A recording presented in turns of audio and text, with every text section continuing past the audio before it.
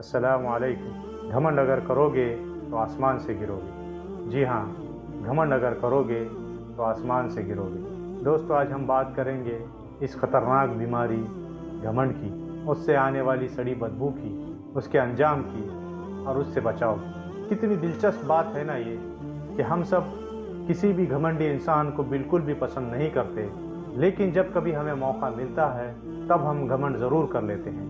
अब इसे दिलचस्प बात कहूँ या दोगलापन, ये मैं आप पर छोड़ता हूँ। अगर अभी तक आपने इस चैनल को सब्सक्राइब नहीं किया तो प्लीज़ अब ज़रूर कर लें और बेल आइकन को दबाएं। दोस्तों, अगर एक सड़क के किनारे कोई मुर्दार जानवर पड़ा हो और वहाँ से बड़ी ही ख़तरनाक सड़ी बदबू आ रही हो, तो क्या कोई उस रास्ते से गुज़रना पसंद करेगा? चाहे दूसरा कितना भी लंबा रास्ता लेना पड़े वो ले लेगा, लेकिन वो उस बदबूदार रास्ते से हरगिज़ नहीं गुज़रेगा।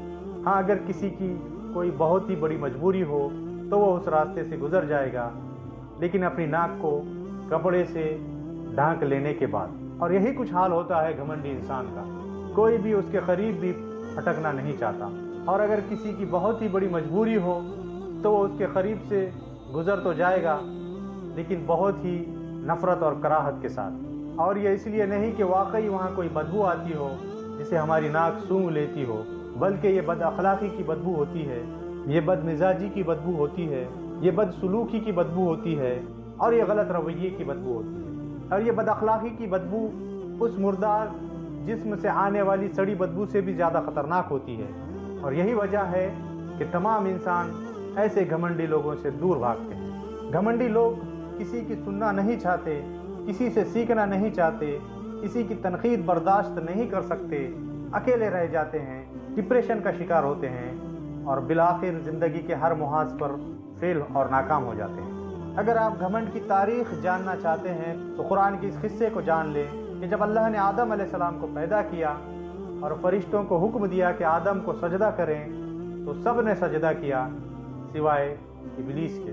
फिर जब अल्लाह ने शैतान से पूछा कि तुझे किस चीज़ ने मेरे हुक्म को मानने से रोका, तो शैतान ने जो जवाब दिया उसको कुरान ने यूँ बयान किया कि अल्लाह, तूने मुझे आग से पैदा किया और आदम को मिट्टी से, मैं आदम से बेहतर हूँ। जब आदमी अपने आप को बेहतर और बरतर समझने लगता है तो वो खुद ब खुद दूसरों को बदतर और हकीर समझने लगता है, और इसी चीज़ को घमंड और तकब्बुर कहते हैं। अगर आप अफसर हो और आपको ये महसूस हो कि चपरासी तो बहुत ही छोटी चीज़ है, उसकी कोई औकात नहीं, उसकी कोई हैसियत नहीं, आप उसकी इज्जत व एहतराम नहीं करते, यही घमंड और तकब्बुर होता है। अगर आप रास्ते से गुजर रहे हैं और आपकी नज़र सफाई करने वालों पर पड़ती है और आपको ऐसा महसूस होता है कि ये आपसे बदतर और हकीर हैं, तो यही घमंड और तकब्बुर है। घमंड और तकब्बुर में इंसान अपने आप को वीआईपी और दूसरों को हकीर, अपने आप को आला और दूसरों को निचला, अपने आप को उच्च और दूसरों को तुच्छ समझता है। घमंड में इंसान भेदभाव और ऊंच नीच करने लगता है। और ये घमंड सिर्फ अपने आप का नहीं होता,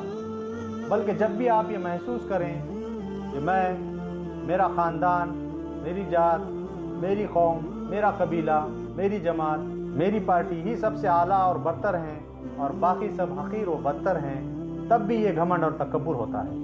और अगर हम इसे इज्तिमाई घमंड और तकब्बुर कहें तो गलत नहीं होगा। जब शैतान ने घमंड किया तो अल्लाह की नज़रों से गिर गया, अपने मुकाम से गिर गया।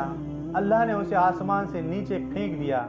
यानी घमंड अगर करोगे तो आसमान से गिरोगे। घमंड करने के बाद इंसान अल्लाह का नाफरमान बन जाता है, इंसान अल्लाह की नज़रों से गिर जाता है, इंसान अल्लाह की मखलूक की नज़रों से गिर जाता है। इंसान जब खुद को बड़ा समझने लगता है तो औरों की नज़रों में छोटा हो जाता है। अब अगर घमंड इतनी ख़तरनाक बीमारी है तो फिर इससे बचा कैसे जाए? तो दोस्तों, इसका जवाब भी शैतान के उस जवाब में मौजूद है। गरचे के शैतान ने उस पर गौर व फिक्र नहीं किया, लेकिन हम तो ज़रूर कर सकते हैं। तो चलिए मैं दोहराता हूँ, शैतान ने क्या कहा था कि अल्लाह, तूने मुझे आग से बनाया और आदम को मिट्टी से।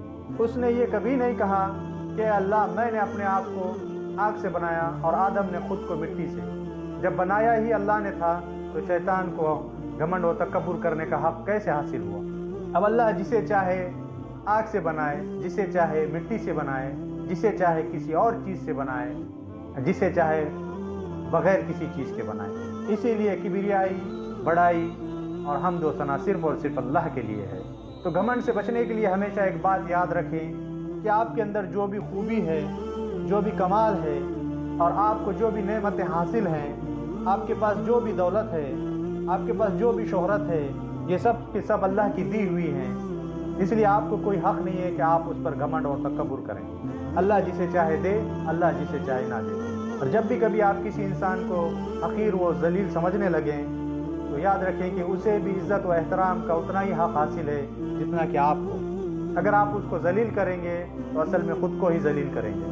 حتیٰ کہ آپ کسی جانور کو بھی ذلیل نہ کریں کہ وہ بھی ایک جان ہے، ایک مخلوق ہے، اس جان کا بھی احترام کریں، بشرط یہ کہ وہ آپ کو کوئی نقصان نہیں پہنچاتا۔